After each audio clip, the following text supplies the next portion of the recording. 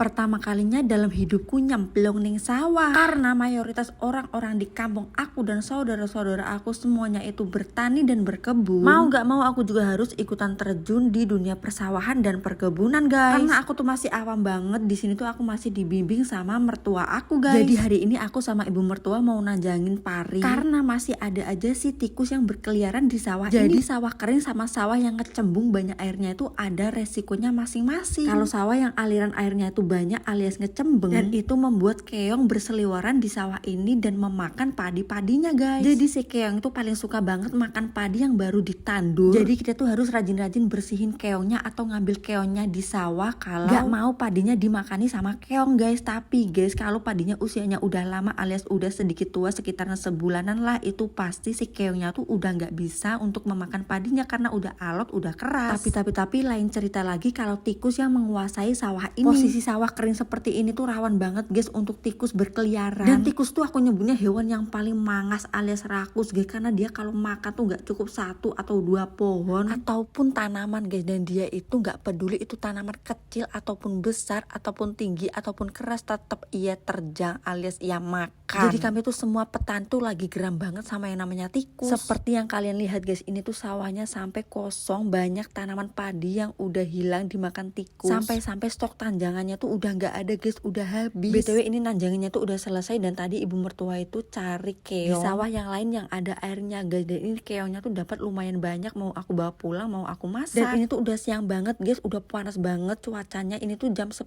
siang. Aku juga belum sempat masak tadi di rumah, makanya di sini mau panenin terong dan cabai sedikit aja. Dan lagi-lagi nemu timun suri, guys, di deket sawah. Tadi sih niatnya aku sama ibu mertua tuh mau petik terongnya tuh beberapa aja, cuma cukup untuk dimakan hari ini, tapi ternyata banyak banget terongnya udah tua, makanya di sini sekalian mau kita panenin. Lumayan kan buat stok isi kulkas.